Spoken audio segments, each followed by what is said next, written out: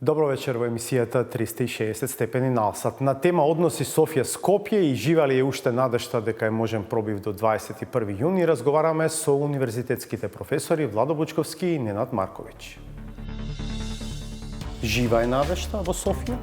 Јас мислам дека таму е пожива него овде. Ние како да тргнавме од онаа изјава на министерот Османи дека шутнавме топката кај на бугарската страна и дека тие треба, мислам дека ние треба да помогнеме. За мене јуни може би е едно ирелевантно прашање, колку што е порелевантно да ние во материјална смисла го исполниме процесот со она што ќе одговара на обете страни, особено на нашата страна се разбира, а тоа е ако може овие барања да не влезат во преговарачката рамка. Може да има избори на есен, ако во јуни нема пробив. Тоа би било политичка лудост. Треба да учи Мицковски што прва другите опозиционери кои немаат избори. Ја не знам на кого му се брза да стане власт во оваква ситуација. И зошто би брзал? Затоа што мислам дека може да се најде во позиција многу кратко да трае. Реклами па дебатата.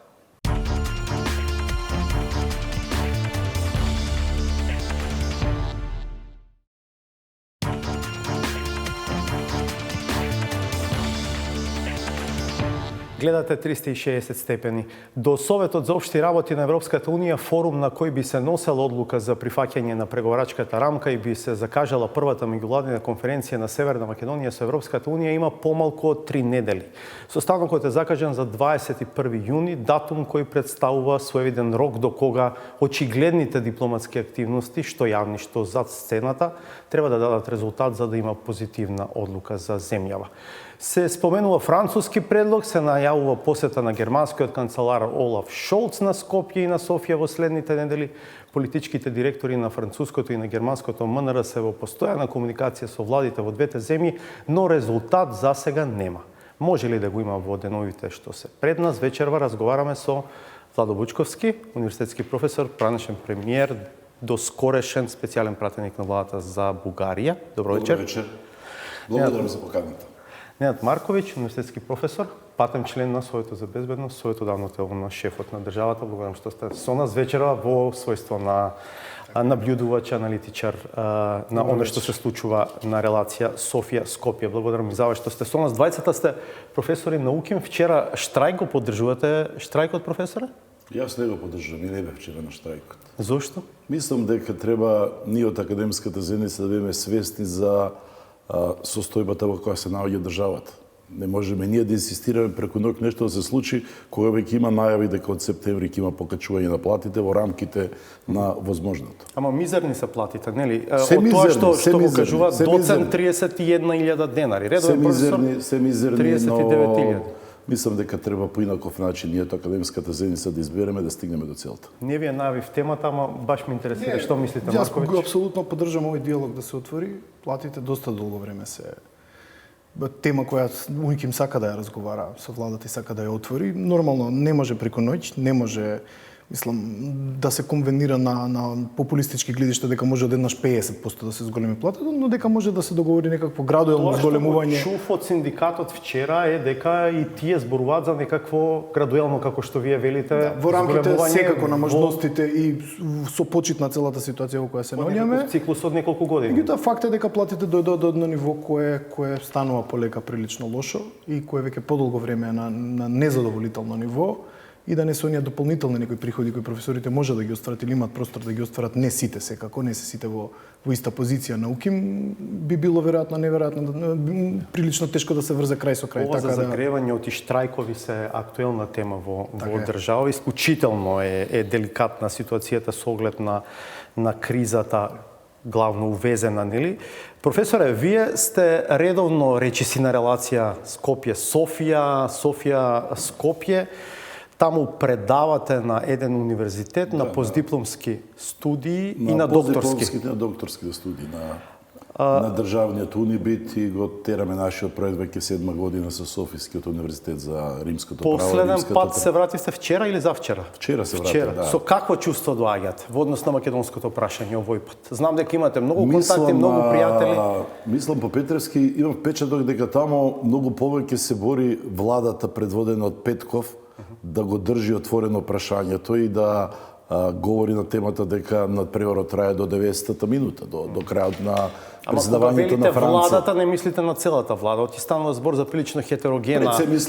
Пред се мислам на премиерот Петков, кој морам да признам дека мене лично ме плени со начинот на кој се обидува упорно да дојде до целта. Тоа е да се даде шанса на Македонија да ги почне преговорите, а да останат барањата што ги има Бугарија и посебно новото барање што го истакна, тоа е +1 барањето на председателот Радев, кој го прифати и новата влада, тоа е вметнување на бугарите во преамбулата на нашиот устав. Жива е надежта во Софија? Јас мислам дека таму е пожива него овде. Ние како да тргнавме од онаа изјава на министерот Османи дека шутнавме топката на бугарската страна и дека тие треба, мислам дека ние треба да помогнеме во текот на емисијата, во анализата, мислам дека ние не правиме доволно да дадеме шанса. Да дадеме шанса да се дојде до евентуално решение во последните 5 минути, условно речено. Вчера 1-1 во фудбал. Овде не можеме да излечеме нерешено ако не помогне медиаторот. Мислам дека Франција се обидува и во оваа ситуација да излечеме нерешено ако има компромис кој би требало да не биде она што слушаме од бугарска страна, да влезат сите барања во преговарачката рамка, да се земат во предлог нашите црвени линии кои ги има преговарано досега и претходната влада и оваа влада и со германското председателство и со португалското председателство. Значи миксот меѓу германскиот и португалскиот предлог се веројатно е дотеран, не сме ние наивни. Знаеме дека постои француска иницијатива. Ја потврди од кабинетот на председателот Пендаровски и во едно долго соопштение нашето МНР него нарекува предлог иницијатива. Треба да видиме од оние информации што излегува во добро информираните бугарски медиуми, значи бугарски капитал и бугарски дневник не се случајни, не е како БГНС кој знае да манипулира, но и тој потврдува дека на таа консултација последна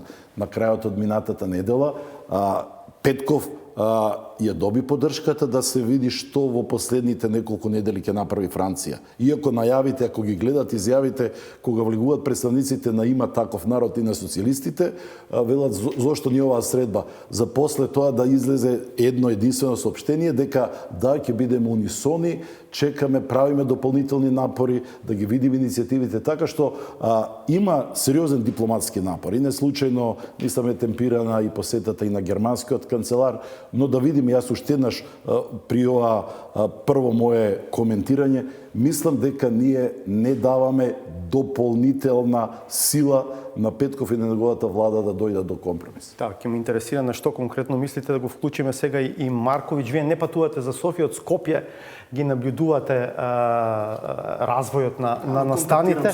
Да, што е вашиот впечаток како активен наблюдувач на овие процеси? Ја препознавате таа нагласеност и мобилизација за која што зборува професорот? Постои во секој случај и се согласувам дека можеби дебатата ќе нас прави многу фаталистичка. Ние во принцип патиме од една таква односот кон евроинтеграциите секогаш не бил таков. Или радикално позитивен или радикално негативен. Воопшто не го гледаме тоа нешто во перспектива, затоа за мене јуни можеби е едно ирелевантно прашање колку што е порелевантно да ние во материјална смисла го исполниме процесот со она што ќе одговара на обете страни, особено на нашата страна се разбира, а тоа е ако може овие барања да не влезат во преговарачката рамка, односно да се држи тој процес надворот, или ако влезат да видиме како би биле формулирани на што точно би се однесувале. Секако дека постои мала доза на оптимизам и кај мене, дека тоа може да се случи и не мислам дека е крај на свет ако не се случи во јуни. Секогаш ќе има некој нов октомври, ноември, декември, јуни и така натаму. Битно е да процесот се постави сега да биде дефиниран, бидејќи мислам дека се уште патиме од проблемот на подвижна мета, и тоа гледам дека кај аналитичарите има прилично еден консензус, односно да се стави на хартија точно дали тоа ќе биде оние 4+1, прво 5+1 па 4+1 услови и така натаму, или тука ги има нешто дополнително, меѓутоа да ги дефинираме затоа што не знам што би било најдоброто сценарио за нас, знам што би било најлошото. Да константно во процесот на отварање и затварање поглавја излегуваат нови барања од бугарска страна и да константно се менува, да речеме, динамиката, квантумот на барања и да мораме константно да се приспособуваме. Затоа да не му робуваме на тој јуни. Прашање дали може да се обезбеди тој тип на гаранција, бидејќи прашањето е тука, живо е, влади ќе се менуваат во Скопје, во Софија. Така што во таа Барем смисла ќе рамка да се менуваат и даде во позиции. таа смисла, барем рамка да се даде и да не излегуваме од таа рамка. Како се тоа тие 5 работи за кои разговараме, со тоа што мислам дека вметнувањето на бугарите во уставот, знам дека конституционалистите не се баш најсрекни, тие велат уставот не е сообраќајница па да се отвара секој 2-3 години, посебно преамбулата и така натаму, но ајде да речеме дека во една прагматична, така е, во една прагматична смисла тоа е една символична промена во која веројатно ќе бидат вклучени црногорскиот народ и хрватскиот народ и така натаму, не во смисла на релативизација, туку во смисла на побарување кои тие народи ги имаат да влезат во преамбулата како спомнати, да речеме, како релевантни заедници, така да не, мислам дека тоа е најмалку проблематичниот дел. Мене ми е сепак делот со историската комисија најпроблематичен и најтешко се решава, заради тоа што познавајќи ги луѓето таму, комуницирајќи со нив, знам дека прогресот е многу тежок, многу бавен и тоа е нормално во такви комисии кои им требаат декади да решат одредени прашања. Не може да се договорат за тоа што ете имаме се некаков јуни или некаков октомври или ноември како крајен рок. Тоа едноставно не оди така. Сакате на оваа тема нешто или може да ве прашам на што мислевте конкретно кога мислите дека од оваа страна не доаѓа доволен импулс? Ќе продолжам таму каде што застана колегата Марковиќ. Мислам дека ако е неспорно дека треба да го промениме уставот, затоа што имаме барање не само од бугарската влада, бугарскиот председател, малцинството кој живее овде, дали се 3.500, дали се повеќе, ирелевантно. Ако претходно сме дали ветување дека ќе почитуваме реципроцитетот, бидејќи сме признати македонското малцинство Хрватска, тоа ќе го направиме и овде, и заради нашите неспорни пријателски врски со Црна Гора на нивното малцинство да им го дадеме статусот на дел од црногорскиот народ, јас не гледам повод за тактизирање. Уште повеќе што опозицијата, за моје пријатно изненадување, даде ветер во грбот и на владата да биде порешителна, похрабра. Сте били внатре во процесот. Ќе се обидам сега да полемизирам. Да, претпоставам сакате да кажете ништо не кошта ако утре владата инициира процес на уставни промени. Претпоставам тоа. Само иницијатива. Ништо повеќе. За да биде свикана, условно речено, таа седница што избегнува сега Радев, а побара Петков да има средба на нивниот тоа е Совет за безбедност и нешто повеќе, каде што членуваат и представници на опозицијата, покрај институциите кои се задолжени за тоа, бидејќи прашањето за Македонија очигледно таму е и безбедност, геостратешко прашање за нив. Гледате изјавите до каде отидоа минатата недела, Раде вели ако треба ќе правиме референдум, што е нонсенс, но ако ние изместиме играта, да преземеме ние иницијатива да речеме да во македонскиот парламент по една средба, мислам дека фалеше по Петровски една средба меѓу премиерот на владата и лидерот на опозицијата по подготвеноста на Мицковски да биде кооперативен и да дефинира што за него значи реципроцитет. Вели, ние ова да го направиме, но од друга страна да добиеме ветување, гаранција дека тоа ќе биде последното барање. Контрааргументот на ова што вие го зборувате е дека губиме една карта на масата во договарањето на тоа што оваа страна треба да испорача, што треба Бугарија и така натаму, ако влеземе во промена на уставот без да се знае пакетот.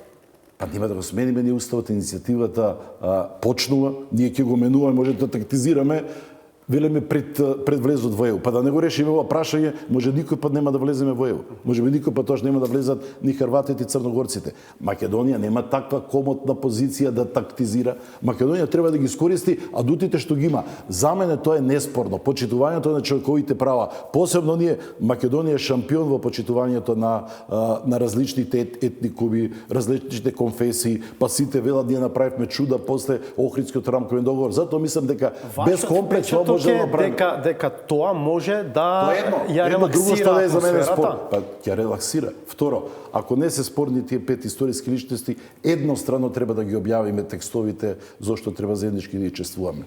Почнувајќи од Кирил и Методи, Наум и Климен, заклучно со Самуил. Што ќе изгубиме ние ако е веќе договорено, ако бугарската страна го чека пакетот? Тоа се двете работи од пакетот. Или третото, за медиумите, борбата против говорот на мразата. Па имавме едно искуство од Пржинскиот договор, направивме какво такво едно тело, следеше медиумите те што може да се контролираат. Ќе направиме едно нема во мејнстрим медиумите говор на мраза, професоре. Па ќе докажеме тоа. Тие ни зборат дека имало 100 на ден. Јас ви тврдам дека нема.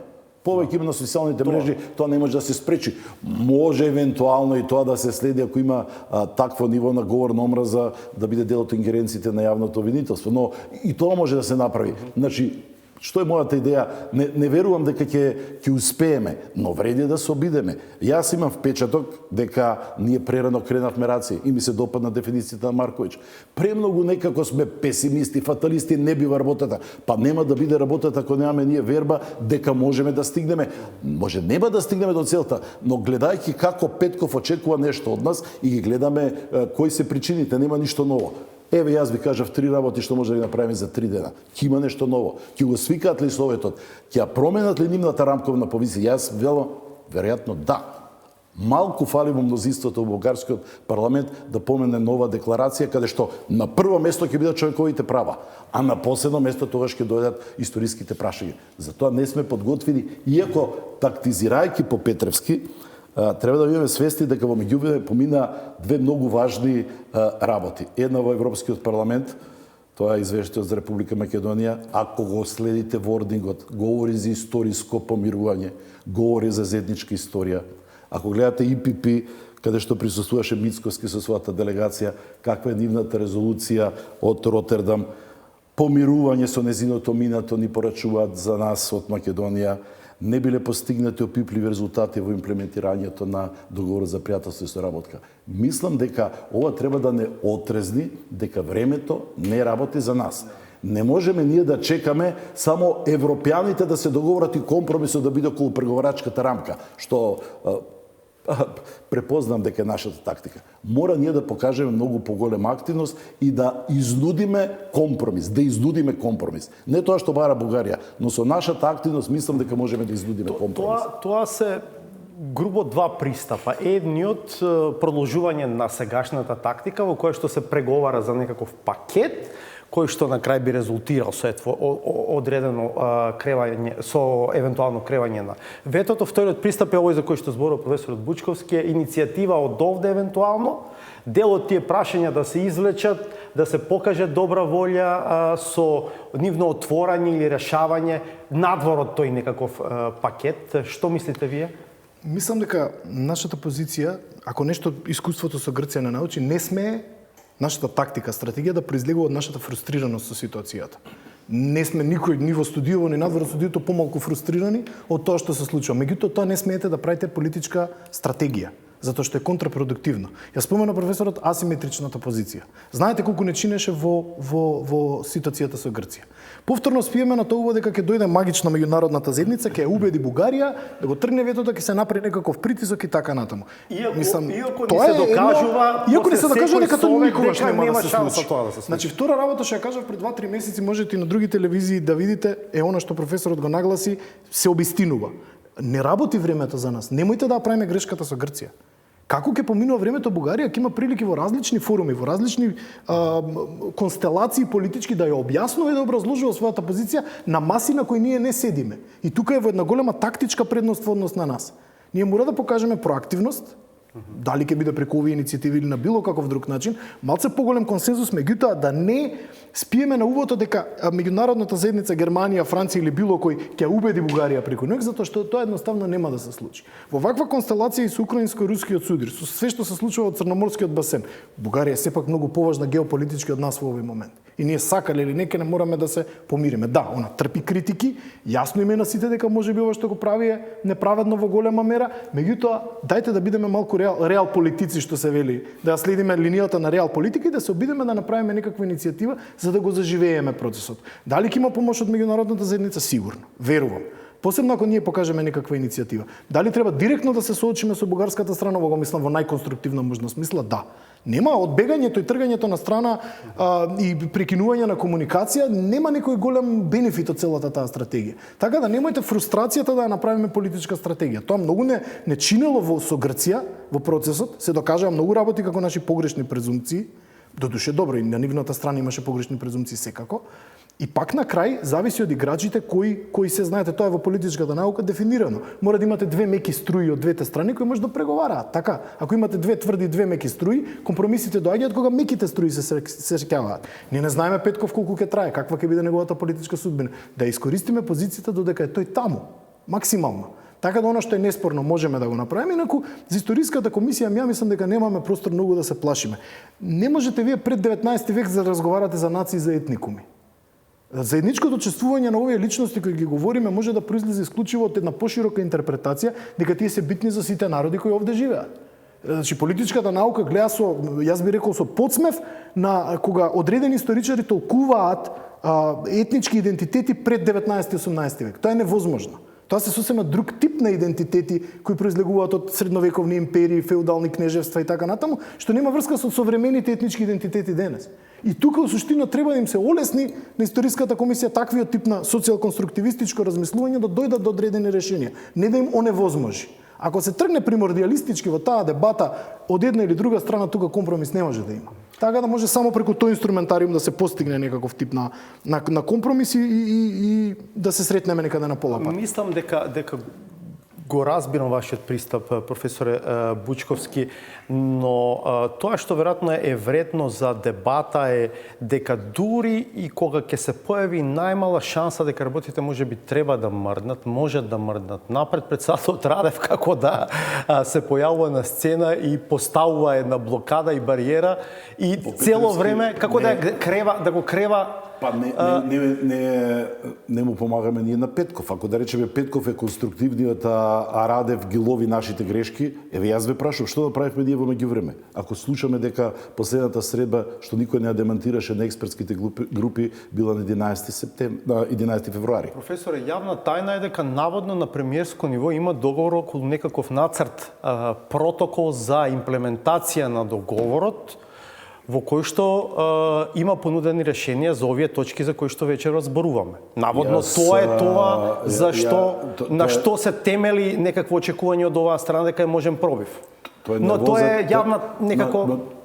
Да, тоа е да речеме јавна тајна која допрела до вас, до мене, до Ненад, можеби, но на јавна сцена ја нема, да. Но затоа поотворено говори, да речеме, бугарската министерка за надворешни работи, Генчевска, која вели кабинетот, на пример, од нешто прави што е паралелна политика со официјалната, а Генчевска држи тврдата политика на Радев, кој вели да видиме што направи Македонија од другата страна. Значи, кога дебатираме, едниот пристап е да го договориме протоколот и синхронизирано да помине во двата парламенти, но за да помине во двата парламенти, очигледно во Бугарија треба да сме свесни каква е состојбата во владината коалиција и неизвестно е дали ќе гласа, да речеме, ГЕРБ. Мислам дека ДПС ќе гласа една од опозицијска партија, но очигледно Петков се обидува тоа да биде со консензус и да биде прифатливо, да може да биде вин-вин ситуацијата. Значи, целата приказна што ние насетуваме, ние и говоревме неформално пред да почне оваа дебатата и со Марковиќ. Клучот околу преговарачката рамка. Во преговарачката рамка тие имаат впечаток, говорев со луѓе кои се обидуваат да помогнат. Мислам дека тоа може да биде спасоносната формула, затоа што тоа што тие постојано говорат дека немаат гаранции, а ние не го имплементираме договорот, веќе почна да им поминува во дел од институциите. Затоа читам што вели Европскиот парламент, што Европскиот парламент и ИПП тамо е доминантен, затоа е пресликана резолуцијата. Јасно е народните партии што мислат и дека непријатна позиција да се на Мицковски, гледам, демантирал затоа што има провокации што се контрапродуктивни. Не ми се допадна и соопштението, провокацијата утрово од СДСМ, па сега да мора да одговара Мицковски. За ова треба да се обединиме. Реално треба да се обединиме. Ова е шанса да му дадеме шанса на процесот. Има процес. Значи, вие говоревте за нешто што се работи. Значи, се прават напори, но два се пристапите како да се до реализација. Кај нас беше наметнато мислењето никако ништо не треба да влезе во преговарачката рамка. Добронамерените од бугарска страна, кои навиват за компромис, велат, зар се плашите вие од преговарачката рамка? Зошто? Сакате да не го исполните договорот? Па вика, подобро е некој трет, пообјективен, да вреднува има ли имплементирање, отколку тоа постојано да биде бугарското МНР или да биде председателот Радев. Ние во оној португалски предлог баравме да биде тоа индиректно преку процесот на стабилизација и асоциација. Значи, ние сме направиле еден чекор, велиме да, нешто треба. Се веројатно ќе треба нешто повеќе. Не може се од бугарските барања да влезе. Или формулацијата, смените го уставот, тоа не може да влезе, но ако претходно ние помине иницијативата, ќе го поздрават веројатно и во тој дел. Така што Има земји членки, професоре, кои што наводно се противат на тој знам пристап. дека има земји членки. И тоа но од влијателните. Знам, но што ако тие меѓу себе се договорат? Еве се за хипотетичка ситуација. Се договорат во следните 5-6 дена пред да дојде Шолц, Макрон и германскиот канцелар. И го донесе тој пакет овде, Шолц. Што мислите дека ќе има многу простор ние каде и што да правиме? Ако тие се преговарат, очигледно е, тоа го признаваат и од бугарска страна. Сега не може да се разберат внатре во во ЕУ. Затоа што има неколку влијателни држави каде не го правите ова. Ова ќе биде преседан. Но толку преседани ние се изгледавме во овие 30 години независност на Македонија, мислам дека и сега нема да бидеме поштедени од некој преседан. Без преседанот нема процес за Северна Македонија, а и многу пати тој аргумент сме го слушале, како се вели, прашањата нема да исчезнат и да не се во преговарачката рамка. Прашањата ќе бидат тука. Да, апсолутно. Тие сега зависи што што ќе влезе и каква ќе биде содржината, меѓутоа сакав потполно истото да го кажам, дека прашањата ќе бидат на маса. И вон преговарачката рамка, и во преговарачката рамка, и во неа, ја го разбирам отпорот. Зошто да не бидат во преговарачката рамка? Ги разбирам и овие држави каква опасност гледаат во тоа и така натаму и така натаму. Меѓутоа, политички е наивно да мислите дека тие прашања нема да се појавуваат и дека вашиот процес на отварање и затварање поглавја и да се одржи првата конференција нема да зависи повторно од тоа од тој процес. Ќе зависи. Овој момент го покажува тоа. Така нема преговарачка рамка, нема услови во преговарачка рамка, има блокада. Има блокада, така. Значи... Така да, во принцип, дали ќе бидат во или вон, нема да биде толку релевантно во смисол на тоа дали нас Бугарија ќе не блокира или не. Субстантивно, содржината е она што ние сакаме да го добиеме. Да видиме до каде можеме и колку можеме. Ова суставот сигурно можеме да го направиме. Тоа нема некоја политичка цена висока, условно кажам. Околу историската комисија, посензитивно се разбира. Рехабилитација на жртвите, говор на омраза, резултатите од работата на историската комисија. Ние вака говорејќи по Петерски го затворивме пакетот. Па за рехабилитацијата на жртвите имаме донесена декларација, треба од декларација од зборови да преминеме на дела. Можевме да отвориме 2-3 случаи кои се познати на пошироката јавност и реално има правни механизми да дојде до рехабилитација. За кое се зборува е отворање на архивите и оставање простор за користење на правните лекови, алатки кои што евентуално постојат во уставните системи на двете земји. Ние го искористивме, да речеме, на инсистирање на семејството на Методи Антонов Ченто, ја направивме и правната рехабилитација, не само политичка рехабилитација. Тоа треба во неколку случаи да се отвори простор за сите други. Мислам дека тоа не е клучниот проблем. Проблемот е, прво, тргнам секој пат од нас. И кога говорам, често гледате, вие даваме интервјуа за бугарските медиуми, кои морам да признам се многу поотворени од нашите. И ја држат оваа тема. Секој ден некој говори на тема дајте да направиме компромис, иако овие патриотите сега што ги има и во парламентот на Костадинов и овие кои се во опозиција на Каракачанов и Джамбански се гласни, но реално во медиумите има една линија која оди кон тоа дека треба да се изнајде решение. Посебно сега затоа што станува јасно дека Бугарија е изолирана, но кога сте членка на Сојузот не може да направи преседан, па сега аспирант од Македонија да добие поголеми права од нив. Тие ги користат. Тоа е предноста, затоа ние се бориме да бидеме дел од Унијата, не само за да бидеме попросперитетна. Кога си дел од Сојузот, членките покажуваат, не само заради принципот на едногласност, покажуваат разбирање. И се мора да признам дека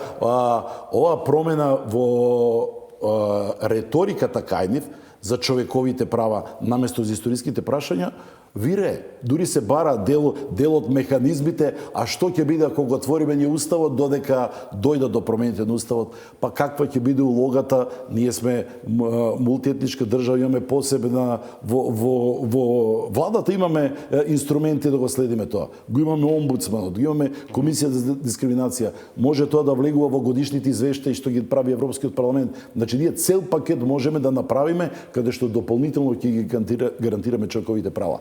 па и на оние наши сограѓани кои чувствуваат дека заради нивната самосвест дека се бугари имале евентуално на дискриминацијска основа оневозможување да остварат дел од правата. Мислам дека тука брзо би постигнале резултат затоа што сум убеден дека иако има изолирани случаи, тоа не е тенденција. Македонската држава се обидувам во секоја пригода, тоа да го повторувам и во Софија, во секоја пригода.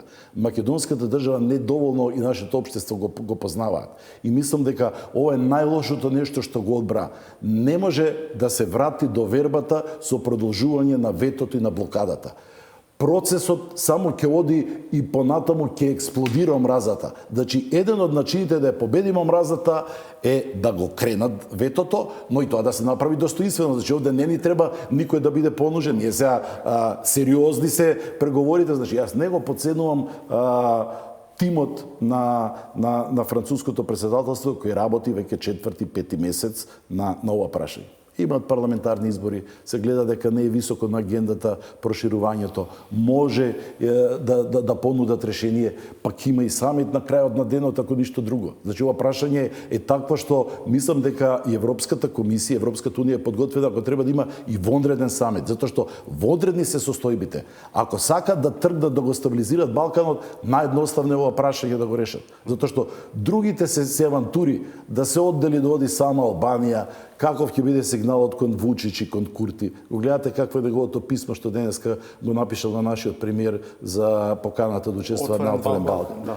Значи, нема играчки со безбедноста во овој дел од Европа. И мислам дека ова е единственото нешто што може да биде вбризгување на дополнителна сила на демократските сили во целиот регион, да размислат што ќе прават понатаму. Јас мислам дека така треба и да наметне на темпо и нашата влада. Значи, знаеме за тајната дипломатија се, но со нивното молчење наметна еден дефетизам во јавноста дека само во Бугарија да се случи нешто. Не бива така. Значи, тоа ги навредува и оние кои сакаат да ни помогнат во Бугарија. Значи, игравме вчера фудбал, не беше дадој тие гол. Не беше цело време сме шутнале ние топката и бугарите ќе играат. Те играат да први гол.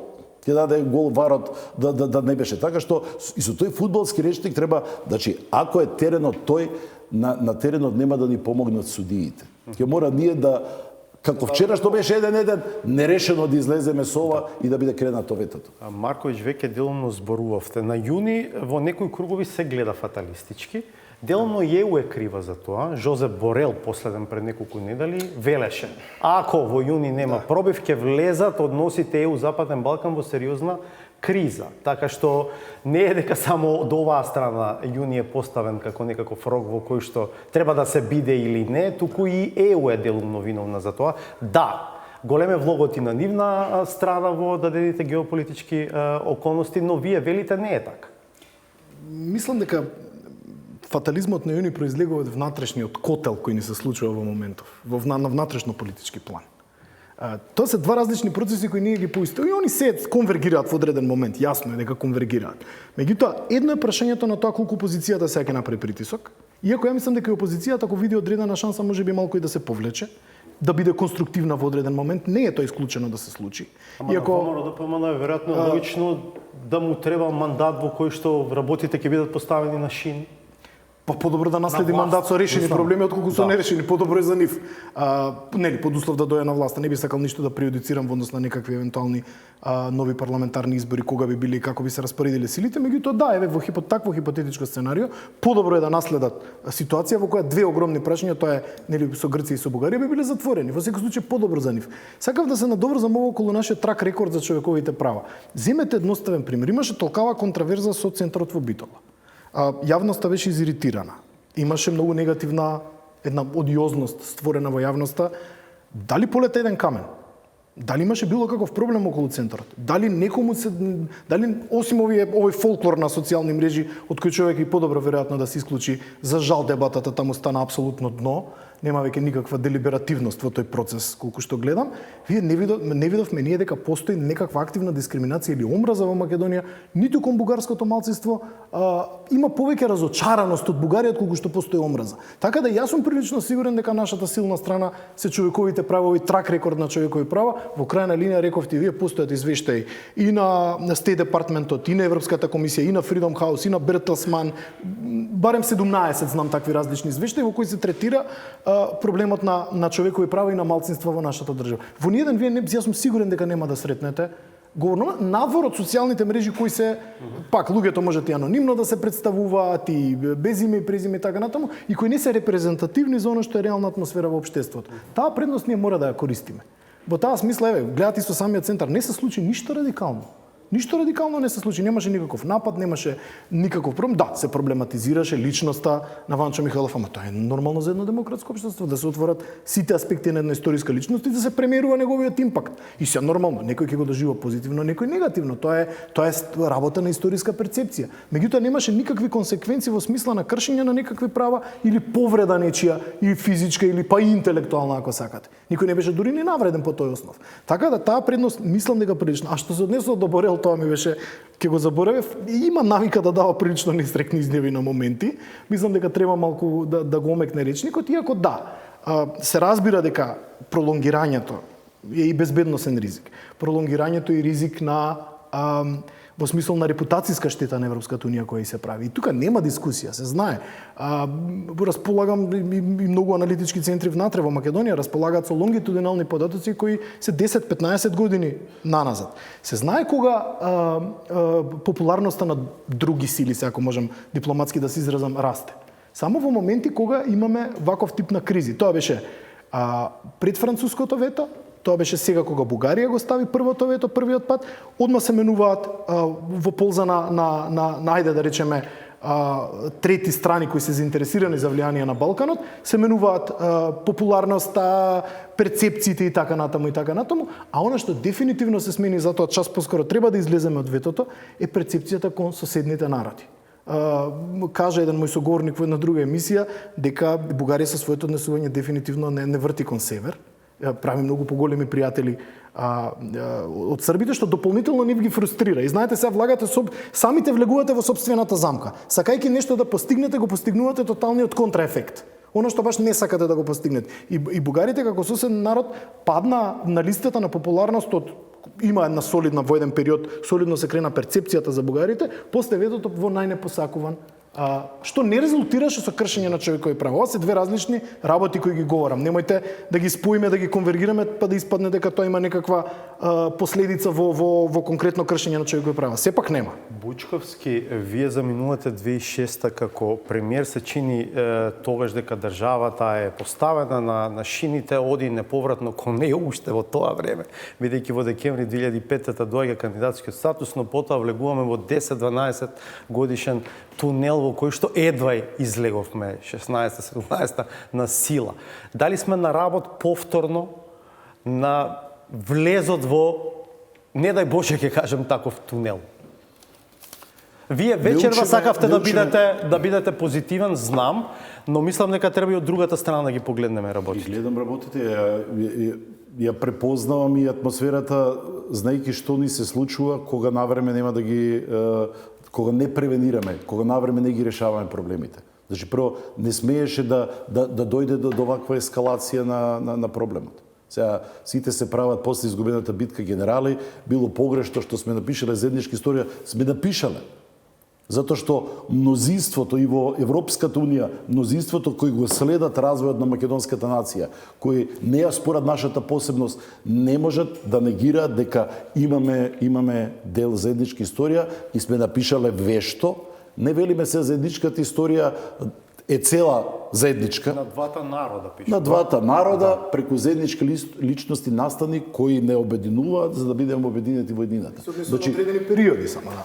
Така. И сега мислам дека во што е проблемот по Петровски. Не научивме, Марковиќ два пати го споменува, не научивме од тоа што се нашите искуства, горки, Не научивме дека спорот со Грција да го решевме во првите 3-5 години, ќе имавме далеку подостоинствено решение, немаше да има ергомнес, немаше да смениме уставот. А името требаше да смениме. Или за конкретниот пример. Нишкиот договор сте го споредиле со ова сега што го имаме, што е поздравено од сите? Страшно. Дали не научивме, значи Само изгубени 20 години. Значи најголема доверба во нашето општество кај македонците, кај православните христијани има нашата македонска православна црква. Споредете го 20 договорот години. од Ниш и споредете сега 20 години подоцна. Тоа е порака и за ова наша власт и за опозицијата да настават после 20 години на генерациите политичари кои доаѓаат по нив да ги решаваат проблемите. А да не се плашат, значи преговарачката рамка ќе биде 8-10 години. За 8-10 години да дадеме шанса и во Бугарија, веројатно ќе има поинаква политичка номенклатура. Радев нема да има уште еден мандат, па ако тој не плаши. Но јас мислам дека и тоа што е создадено кај нас што направи Радев. Дај ние да видиме што ќе направиме, па да видиме дали Радев ќе може да говори тоа, македонците не го исполнуваат договореното. Да се обидеме затоа што никој наместо нас не може да го реши овој проблем. Може да има избори на есен? Ако во јуни нема пробив на Тоа овој би план? било политичка лудост. Треба да учи Мицковски што прва другите опозиционери кои немаат избори. Ја користам приликата да и тој кога говори имало избори, имаше редовни избори. Редовните избори заради кризата во Украина не може да се одложат. Но опозиционер кој верува дека може да стигне до победа, не би ризикувал да ја преземе сега власта за 6 месеци истите овие кои се на улица, дупло повеќе да излезат против новата власт и да бараат решенија од кризата која сите да не се лажеме. Не може посилни влади од нашата да ја решат преку ноќ.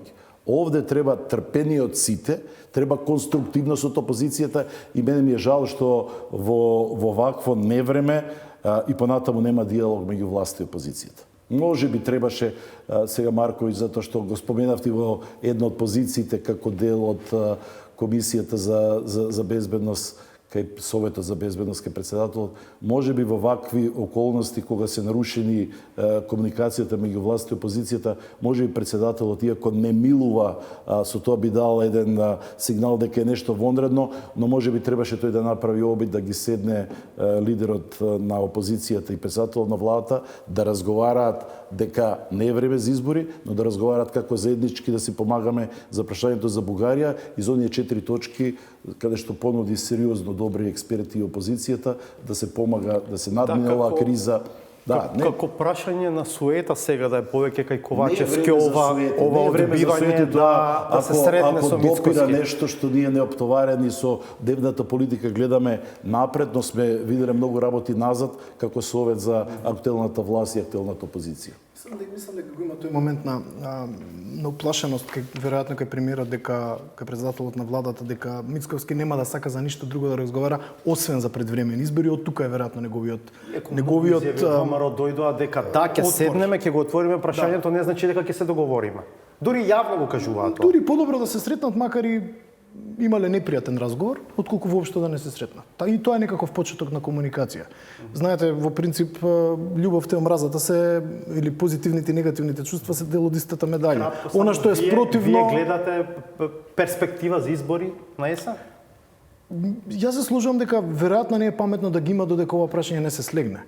Второ, јас да сум опозиција во моментов со кризата со пандемијата може би помина, со ваква економска состојба, со потенцијално задолжување, со инфлација, со украинско-рускиот судар. Ја не знам на кого му се брза да стане власт во ваква ситуација. И зошто би брзал? Затоа што мислам дека може да се најде во позиција многу кратко да трае.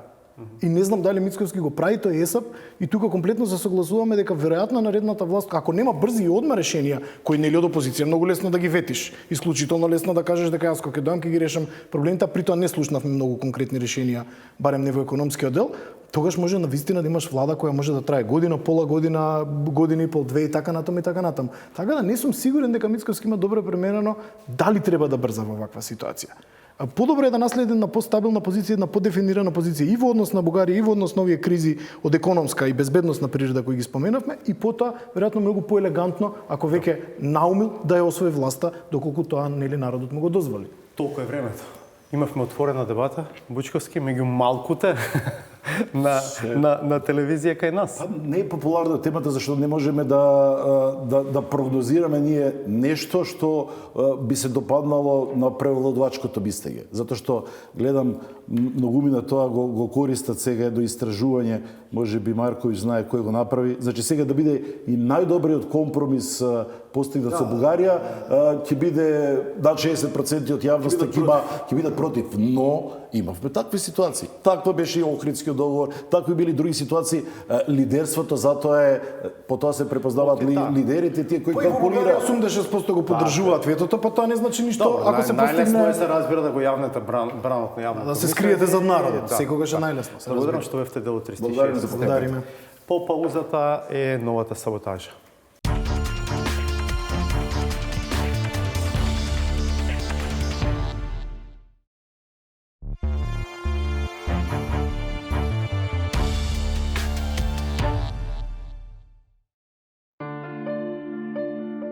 Продолжува невообичаената реторика со која опозицијата настапува како маркетинг агент на власта. Изборот на зборови е таков што нивниот редослед, наместо да покаже задоволство од шефот, пренесува сосема спротивна содржина.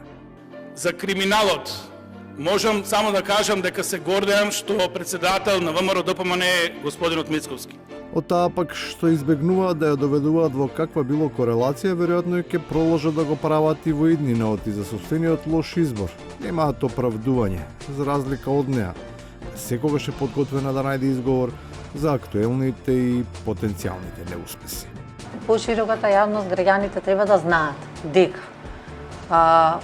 последниот период најверојатно вакви вести ќе има многу. Меѓутоа, се што доаѓа од таа кујна, дека е измислено. Се може да биде продукт на некоја кујна, но само ако за тоа веќе има познат и пробан рецепт. Токму на него подсетува тие што веќе подолго време се оставени гладни, иако се свесни за тие што се гоштеваат со истото препознатливо мени. Ако ги гледаме и настапите на другите представници на ДУИ, се добива впечаток дека има конфликт голем во собранието меѓу ВМРО и ДУИ. Да не се лажем, не сме од денес, сме од минатото, се работи за две партии кои доста добро соработувале 10 години на власт и не еднаш конструирале вакви вештачки недоразбирања и конфликти. Ниту така стекнатото искуство не помага да се оневозможи журката, ниту да се убедат граѓаните дека за тортата која ќе биде пресечена не платил никој друг, туку тие самите, што само по себе значи дека тие самите честат за нечи туѓи роден ден. Ata parat cilat I harxojnë para të majme për këngëtar të cilat nuk vinë pa para, në gjithë e dim. Këtë rast ata para nuk I japin nga xhepat e tyre, ata para përsëri janë para të keq përdorura të fondeve publike. А кога се работи за јавни фондови, тие што цела година неразумно блокираат, па и овие 60 на милиони евра за локални патишта. Сега, откако ги добија локалните, протестираат зашто постапката оди толку полека и нивните градоначалници не можат да ги користат. Светска банка оди по министерства да и бара каде е закочено овој законско решение. Заради јавноста, не за ВМРО ДПМН, пошто тие знаат, а знаат најдобро зашто тие го коче овој закон една година. Влезене во процедура на 8, се извинувам, на 6.5.2021 година. И не беше закажувана намерно таа комисија, Комисијата за финансирање и буџет, за да не помине овој закон кога градоначалници биле други луѓе или од друга коалиција или од друга партија. И на крајот, под светлината на една периодична политичка комета се развива теорија за незиното судбинско влијание врз македонските болшевици. Ако е Бранко Ленин, а Заев е Сталин... Кој е Троцки? Троцки... Троцки е Стефче Јакимовски, а Гордан Георгиев е веројатно Бухарин. А кој е Хрушчов, дека се откаже за Сталин се? Хрушчов. Таче тешко. Знаеш дека траше тоа малце прокелјав е. Таче може и Горбачов да е. Проблем во следоредот не е предвидувањето за последниот во низата, туку во фактот што никој не може да претпостави кој би изненадил како Никита. За волја на вистината, ако како репер се зема физичкиот изглед, ниту Хрушчов не можел да се пофали со влакна на главата. Благодарам што не гледавте. Се гледаме повторно в понеделник во овој термин. Пријатно!